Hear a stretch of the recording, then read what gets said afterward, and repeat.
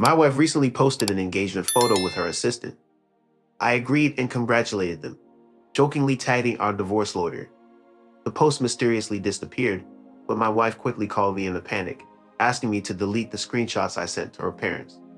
I am a 35-year-old man working in data analytics. I am a simple person who enjoys quiet evenings, organized spreadsheets, and the comfortable silence of a long-term relationship. I believe that my wife, Chloe, and I were building a life together for the past 7 years. However, I now realize that she was using our relationship to construct a separate life. This realization hit me 3 hours ago when I was casually browsing social media on the couch while Chloe was attending an industry awards dinner for her event planning business, Alesian Events. A notification popped up revealing a professionally taken photo of Chloe and her assistant, Ethan, 28, in a seemingly romantic pose. The ring gleamed on her finger as I read the caption, "A night of 1,000 stars, and I caught the brightest one." I said yes. Hashtag engaged, love of my life, new beginnings. The words hit me like a punch to the gut. My breath caught, and my blood ran cold for a moment. Engaged, just last night we had shared a bed, and this morning she had kissed me goodbye. It all felt like a distant memory now, tainted by this revelation. Anger surged through me, demanding a violent reaction. The urge to destroy my phone, to unleash my fury on her, was almost overwhelming. But then a calmer voice inside me reminded me of the power of strategy over chaos. Outbursts only lead to loss of control. I needed to stay composed and focused. With a steady hand, I took screenshots, saved the post in all its details, and made a simple yet pointed comment. "Congratulations. My lawyer will be in touch." Control, I realized, lay in careful planning and execution. Tom. "Tomorrow we'll discuss the assets." I forwarded the screenshot to her parents, David and Margaret. My message was brief. "I'm sure this is a shock to you, as it is to me. I'm so sorry." Research time. I opened my laptop and found the folder labeled Alesian Events LLC. I reread the operating agreement my lawyer had drafted 5 years ago. I grumbled about the legal fees at the time, but my lawyer insisted on certain protections for my $150,000 investment. A 70-30 ownership split with me as the majority partner, a clause stipulating my initial capital be repaid first upon dissolution. I felt a grim sense of validation. Wait, the post vanished from her feed in under a minute. My phone immediately lit up with her name. I let it ring and ring. The text started pouring in. "Chloe, call me now. Take down that comment. WTF is wrong with you? My parents are calling me crying. Delete the screenshots, Liam. You're ruining everything." Everything. Nas, everything. The final text before I silenced my phone revealed. The extent of her illusion was profound. "You truly have some nerve for humiliating me and my future husband in this manner." As I stood in the house that I purchased, reflecting on the life I believed we had built together, I remembered the volcano documentary I had recently watched. The narrator had illustrated how pressure accumulates silently beneath the surface before an eruption occurs, not only destroying but also reshaping the entire landscape. Unbeknownst to her, the ground she was standing on was on the verge of liquefaction. Update: I appreciate all the support I have received. It is reassuring to know that I am not alone in this situation. Many of you have warned me that things could become messy, and unfortunately, you were right. The storm hit at 2 o'clock a.m. last night. The doorbell rang incessantly, and I knew it was her. With a heavy heart, I approached the door, feeling a sense of dread. Instead of answering, I watched the live camera feed on my phone, observing her pacing on the porch with a look of fury on her face. Then I made a decision that I knew marked a point of no return. In her presence, I opened the smart home app and made a swift action.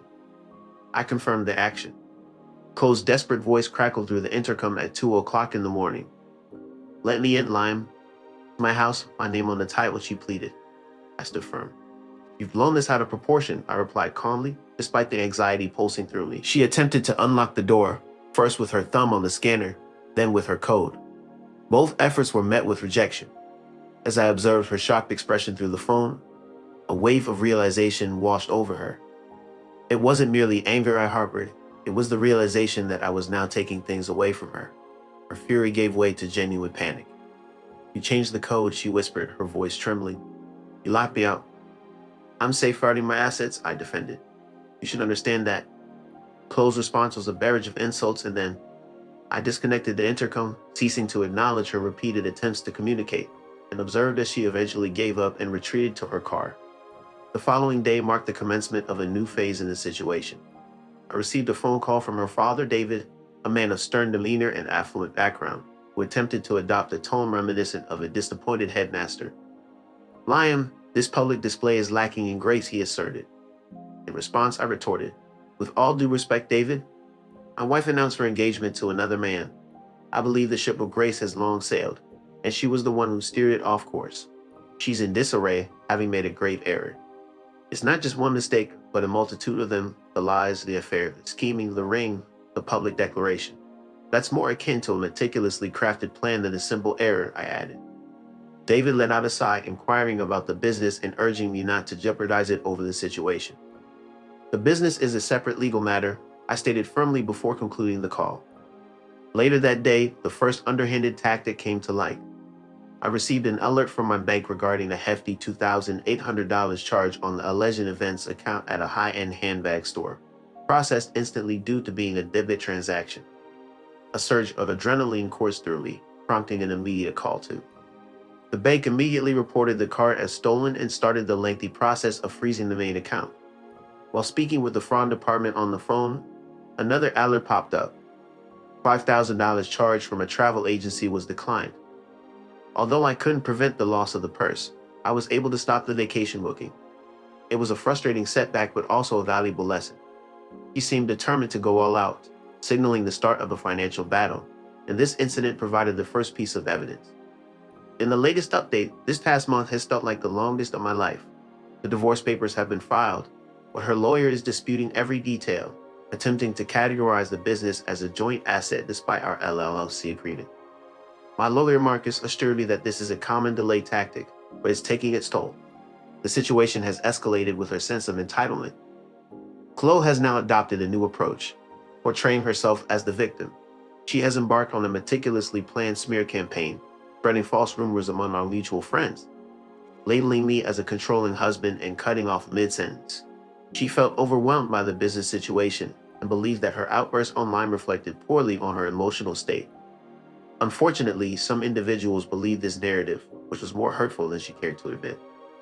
Unexpectedly, her fiancé Ethan made a subtle move by contacting important clients and presenting himself as Chloe's partner and the new operations head. His aim was to establish personal relationships with the clients before she could secure them legally. This scheme came to light when one client, Carol, became suspicious and reached out directly to Chloe.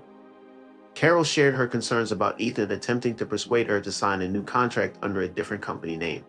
The audacity of their actions was shocking, as they were attempting to take the entire client list and start fresh under a new identity, leaving Chloe with merely the shell of her business. This phone call served as a wake-up call for Chloe, revealing the extent of the threat she faced. It became evident that the digital battle for control, as anticipated by many, was escalating. Her presence haunted me like a bad dream. The Instagram, website, and Facebook page were all linked to an email account that belonged to her personally, making it inaccessible to me for weeks. She still had control over the company's public image, quietly manipulating it behind the scenes. While she refrained from posting, she would selectively delete any positive comments mentioning me and highlight those praising only her. It felt like a petty digital battle of wits. A stroke of luck led to my breakthrough. While searching for financial records in our cloud storage, I stumbled upon an old spreadsheet labeled business passwords from years ago. In that document, I found the original login details for the Alien Events Instagram account. My heart raced with excitement as I quickly logged in, changed the password, and secured it with a new email address. Finally gaining control over the main platform felt like capturing the enemy's flag. I meticulously documented everything that night and then handed over the reins to Marcus, the client poacher who had made an attempt to lure clients away. Throughout the ordeal of the deceitful debit card charge and the malicious campaign against the business, every move she made to undermine the company also weakened her own legal standing. It has been a draining experience. It isn't a swift and decisive resolution, rather it feels like an ongoing and grim struggle. There are moments when I simply want to surrender, to let everything go and move on, to reach the end of this ordeal. But then I recall the look on her face in that photograph, and I find the strength to continue by submitting more evidence through my lawyer's client portal. Latest update. Greetings, everyone. It has been a challenging journey. The divorce process was finalized recently, Following a 10-month battle that was as taxing and costly as one can imagine, her attorney attempted to argue that the limited liability company was a facade to conceal marital assets. However, my lawyer Marcus effectively dismantled that claim using the evidence provided by Chloe herself: the botched wire transfers, the unauthorized charge, and the testimonies from clients she attempted to lure away. These pieces of evidence painted a vivid picture. She wasn't a partner striving to safeguard her share. She was an outgoing employee. During the incident of the office being looted, the judge ultimately upheld the LLC agreement, ensuring that she retained her 10% stake in the company based on its valuation. Upon receiving around $22,000 after the initial capital investment was repaid, she also acquired half of the house's equity. While this was a significant sum, it fell short of what she would have gained had she been granted a share of a thriving business. The repercussions of the situation were more professional than financial. After securing the digital assets and freezing the accounts, strategic actions were taken. Recognizing that running an event company was not feasible, the decision was made to take ownership of one. This led to the discovery of Amelia, a talented senior planner from a rival firm who was eager for a new opportunity. Offering Amelia Chloe's previous position, a generous salary, and a path to partnership, it was clear that a committed and invested individual was sought after rather than just an employee. Although the initial phase was challenging, with the need to attract clients and overcome obstacles caused by Chloe's negative remarks to vendors, a resilient and enterprising approach was adopted to establish a new and successful business venture. We had to forge new connections from the ground up, a laborious process that took time. Our new brand, Augustine Affairs, was carefully named to exude a timeless and robust appeal. A pivotal moment came when Carol, a prominent figure in the city's philanthropic community, recommended us after being appalled by the tactics of Chloe and Ethan. This led to her becoming our strongest supporter. Carol entrusted Augustine Affairs to organize the large charity gala, which Amelia executed flawlessly, marking a significant shift in our fortunes. Formerly hesitant vendors now sought our services, signaling a turning point in our reputation. The final blow to Chloe's career came with a prominent feature in a prestigious lifestyle magazine 2 months ago, praising Augustine Affairs as an innovative company reshaping the landscape of luxury events. The article highlighted Amelia as a rising talent, accompanied by a striking photo of her and the team in the office Chloe had designed, and directed readers to our Instagram account, boasting 15,000 followers. After hearing the rumor she had used to announce her fake engagement, I heard through the grapevine what happened to Chloe and Ethan. Their relationship crumbled under the financial strain and public failure. Their attempt to start their own company was a disaster. No one trusted them. He now works in electronics retail. She, I heard from her father, moved 2 hours away to live with her sister, completely defeated. The shame was too much to face.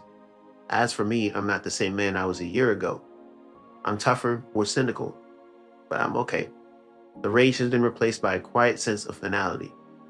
I sold the house and bought a condo in a different part of town. Overseeing the business side of Augustine Affairs has been surprisingly fulfilling. I'm not just a data analyst anymore. I'm a business owner. This wasn't a clean win. It was a messy, brutal, and expensive war of attrition. I have the scars and the legal bills to prove it, but I also have a thriving business and my self-respect. She wanted a new beginning, she got one. It just wasn't what she expected.